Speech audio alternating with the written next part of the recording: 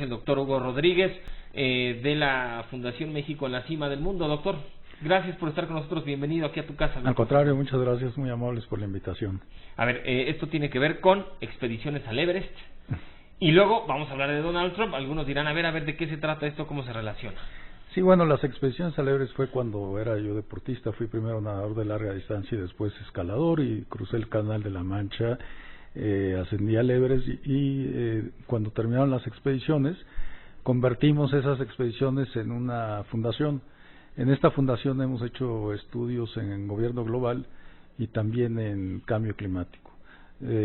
Estamos en un proyecto ciudadano para México y para la Ciudad de México de reingeniería política, pero cuando empieza a surgir este tema de las campañas de los precandidatos a la presidencia en Estados Unidos, específicamente del Partido Republicano, y que viene una embestida en contra de nosotros, de los mexicanos, que nos toman de tema de campaña, pues decidimos hacer un estudio, básicamente porque todos coincidimos en que lo que ha dicho Donald Trump, que ya es el nuevo presidente de Estados Unidos, realmente es descabellado.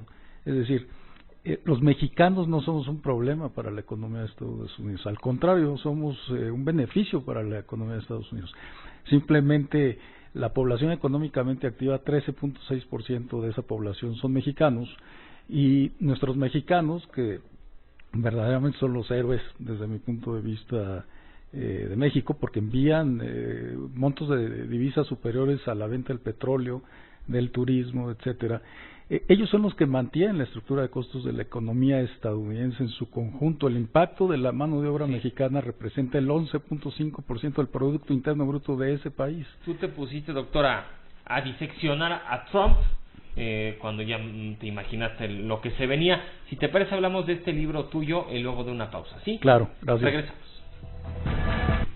Estamos platicando con el doctor Hugo Rodríguez de la Fundación, director de la Fundación México en la Cima del Mundo. Bueno, pues yo sé que esta fundación no es nueva y que este nombre ya estaba pensado mucho antes de Trump, pero nos viene muy bien escuchar estos mensajes de optimismo. Estamos muy preocupados, la verdad, muchos, doctor, tú lo entenderás. Claro.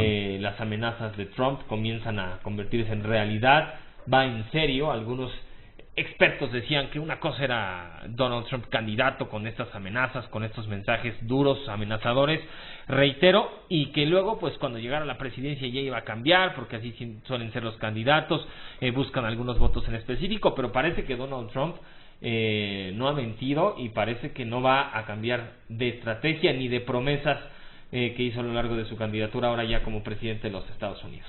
Sí, efectivamente, y además hay que recordar que cuando fue ya candidato él firmó un contrato con los electores en donde, entre otros puntos, establece que va a levantar el muro, ¿no? Pero sin embargo, mire, en el capítulo 1, que es un análisis macroeconómico estamos hablando de este libro, Diseccionando a Trump.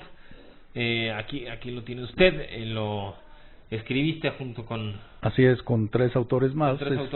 Luis Farías Mackey, Gaby Zulé y Daniel Aceves Villagra. Así es, y es un enfoque interdisciplinario. El capítulo 1 es un análisis macroeconómico en donde parto de las dos grandes amenazas de este señor, que es remover la variable de la mano de obra mexicana del mercado laboral de Estados Unidos, ¿no? Y levantar el muro, y la segunda, la de hacer una terminación anticipada del TLC. Aquí lo que cabe mencionar es que en realidad creo que sí hay que estar preocupados, pero esto no va a ser un problema desde mi punto de vista que nos va a acabar. Yo creo que de esta adversidad, porque si hay amenazas, están las mejores oportunidades. Yo creo que ahora tenemos enormes oportunidades para incluso lograr que México tenga un crecimiento económico mejor. Y de hecho el capítulo 1 yo lo llamo Trump nos hará ricos a los mexicanos. O sea, doctor, tú eres optimista a pesar de Trump. No soy optimista en el sentido de que en las condiciones que estamos hoy, claro que nos va a afectar. Es decir, necesitamos hacer una serie de cambios y de acciones muy, muy específicas, y esas tienen que empezar por el gobierno, y parece que el gobierno, pero más bien está en una posición entreguista, en donde tenemos que hacer una serie de acciones, empezando por una política industrial dirigida a nuestra propia gente. Es decir, mencionaba, nuestra gente, los mexicanos que viven y trabajan en Estados Unidos representan una fuerza enorme. Es decir, ellos ganan la mitad de lo que gana un obrero estadounidense. ¿Le quitan empleos realmente a los estadounidenses? Yo considero que ellos hacen los empleos que los estadounidenses no quieren hacer, ¿no? De todas las razas, que no tienen interés de hacer y que no están dispuestos a sacrificar un nivel de ingreso como el que pues tendrían que ganar si es que remueven a todos nuestros mexicanos. Por eso no es difícil entender que algunos estados como Nueva York y California ya hayan dicho: nosotros no vamos a intervenir en esta parte de remover a los mexicanos y a las personas que no tienen documentos. Además no tienen documentos porque no se los quieren dar, no porque ellos no los quieran obtener, y ellos están allá porque sí ganan más efectivamente que en México, pero ellos son una parte importantísima del desarrollo económico de Estados Unidos. En la parte del TLC, yo creo que también ahí hay una gran confusión. Coincido totalmente con el doctor que comentaba que ver a China como la segunda opción no es algo fácil de llevar a cabo, y menos en el corto y mediano plazo. Es decir, hoy se tiene una estructura económica industrial en donde Estados Unidos no puede de repente por decreto decir: ya no le voy a comprar a los mexicanos, porque entonces ¿quién les va a proveer de frutas, hortalizas, nueces? En el libro viene establecido el nivel de dependencia que tiene Estados Unidos nada más de la parte alimentaria, no por mencionar, claro, en la industria automotriz. Si ellos quieren retirar sus plantas de México, bueno, pues entonces van a ser menos competitivos que la industria automotriz japonesa, la coreana, que está en Estados Unidos, ¿no? No por mencionar que de todo lo que México exporta a Estados Unidos y al resto del mundo, el 40% de los insumos de lo que México exporta vienen de Estados Unidos. Pero lo más delicado, bueno, nos utilizaron de campaña y los políticos así son, dicen mentiras. En el caso de él, dice que no puede mantenerse un tratado de libre comercio como el que se tiene firmado con Canadá y con México por parte de Estados Unidos, porque es desventajoso, siendo que en 15 años de tratado de libre comercio, Estados Unidos ha tenido un superávit comercial con México durante 10 años. Claro. Y en 5 años ha habido déficit, que coincide en este momento de la campaña y ya de la presidencia de él, pero por el tipo de cambio. Es decir, hace 2 años, pues el tipo de cambio era prácticamente la mitad de lo que tenemos hoy, y el tipo de cambio se devaluó al 100%, de tal forma que hace 2 años, si los estadounidenses compraban 1 tonelada de trigo con una cantidad de dinero, con esa misma cantidad de dinero, hoy compran 2 toneladas, es decir, compran el doble. También yo creo que estamos sobredimensionando esto de ponernos espantados de que nos van a poner aranceles del 35%, porque si los productos no han tenido un abaratamiento a tal nivel por el tipo de cambio, pues ¿qué importa el 35%? Digo, obviamente algunos industriales que exportan dirán, sí afecta.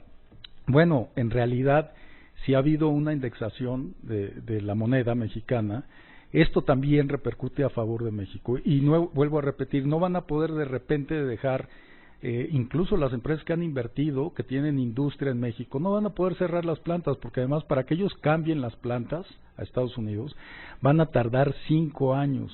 5 años en construirlas, en pasarlas, en echarlas a operar, y para ese momento que yo creo que el señor no va a poder cumplir con todas las promesas de campaña que le hizo a la gente, porque al final del día Estados Unidos, la población tiene un problema de endeudamiento, y no solamente de endeudamiento, de un déficit fiscal tremendo.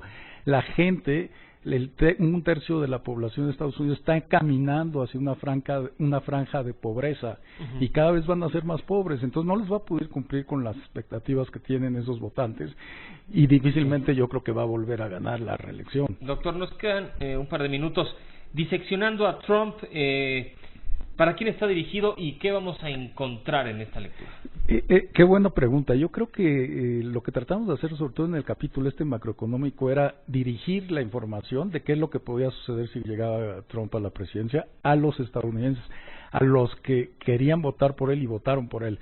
Porque los principales, los que más se van a afectar por la llegada de este señor, son los que votaron por él, precisamente porque es esta población con un ingreso bajo, ¿no? Que tienen menos de 32,000, 38,000 dólares de ingreso al año. Y hay análisis en donde utilizaron las cifras de Estados Unidos planteo cómo van a literalmente a perder su ahorro, pero también para nosotros. Al final hay una serie de propuestas de cómo podemos aprovechar esta situación, es decir, cómo podemos generar crecimiento económico.